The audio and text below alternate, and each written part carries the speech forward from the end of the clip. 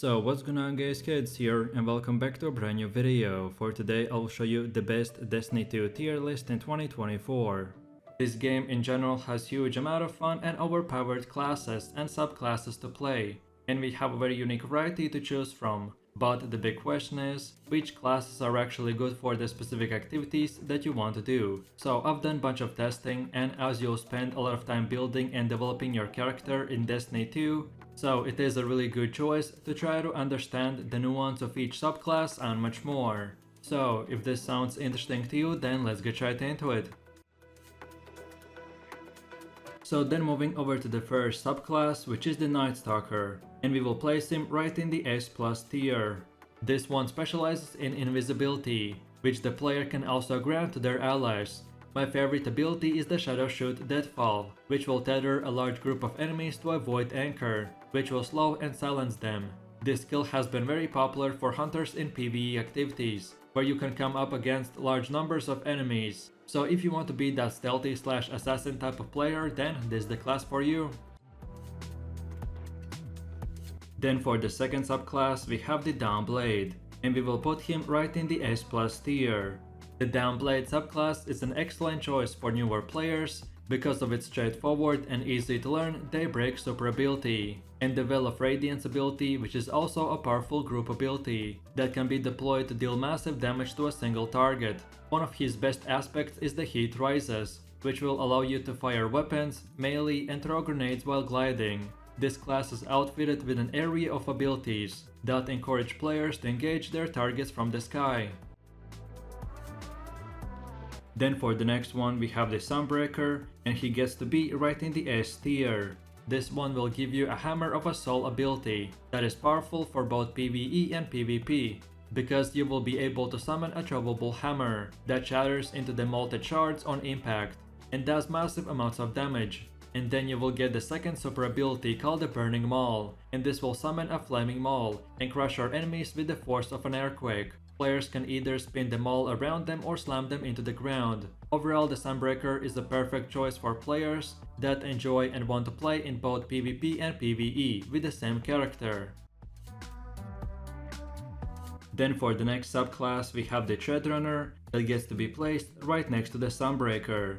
The Hunter Threadrunner leverages strand by turning it into a chain-like tool that helps in movement but can also deal significant damage. Silk Strike super ability will give you the option to use a grapple to move around in third person, throwing and spinning the rope dart to harm enemies and manipulate the world around them. Your best aspect is the Ensnaggering Slam, which will press the air move input while in mid-air, causing the hunter to slam downwards to suspend all nearby enemies, and that's about it.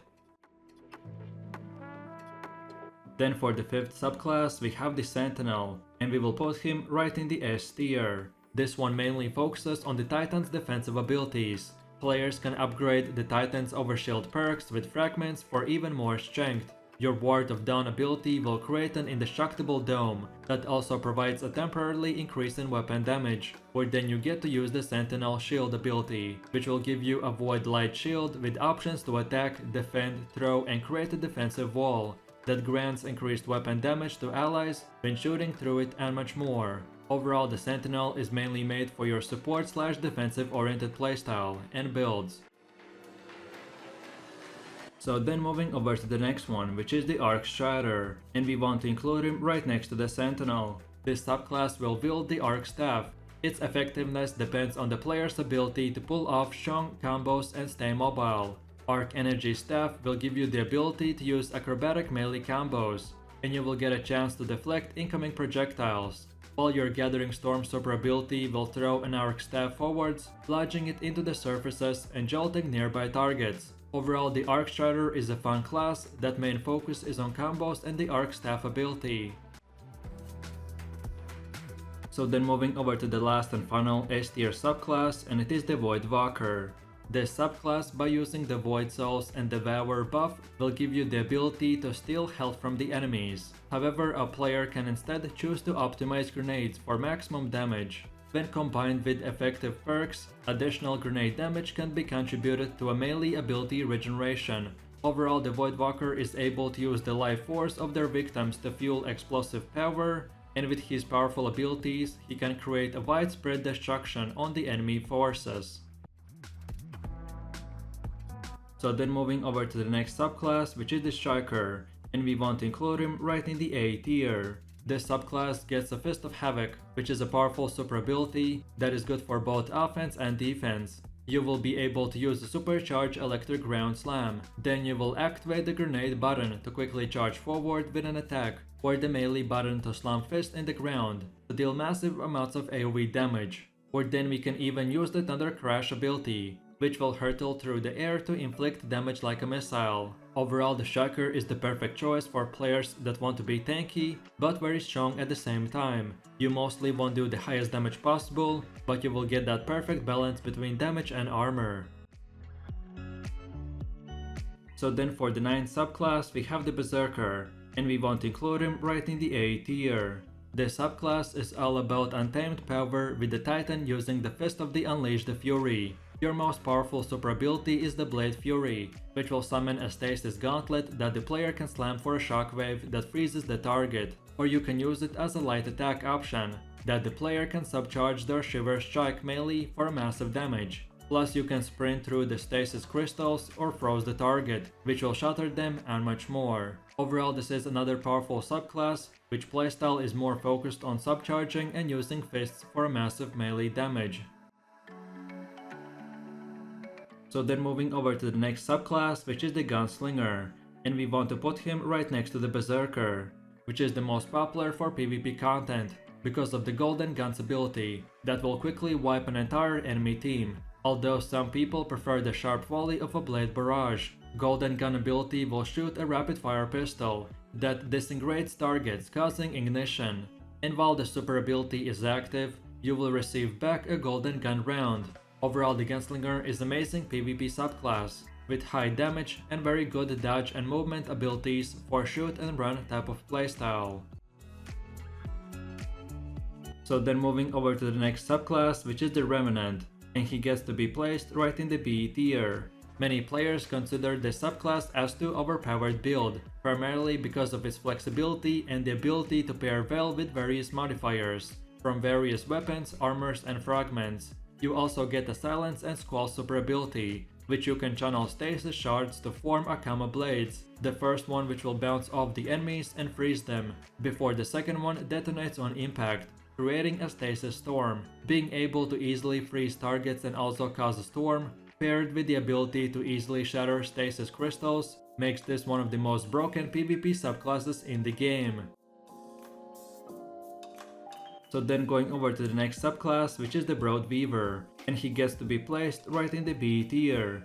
This subclass uses the power of the wave to manipulate Threadlings, which are spider-like entities that you can summon and control. Your best ability is the Needle Storm, which will launch strand-based missiles at the enemies, detonating them and spawning thread needles, which will attack your enemies. So overall, the Broodweaver class is your typical summoner player that focuses most of his damage and abilities on spawning minions that will protect you and fight by your side.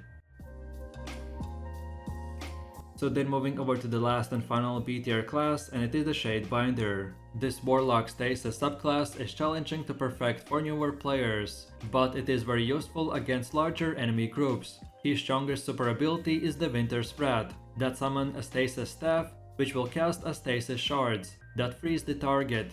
Then afterwards you can trigger a shockwave to shatter all the frozen targets and much more. Overall, the Shadebinder is not a very popular subclass, as it takes a lot of time grinding to perfect most builds, but I have seen it used at the most challenging content.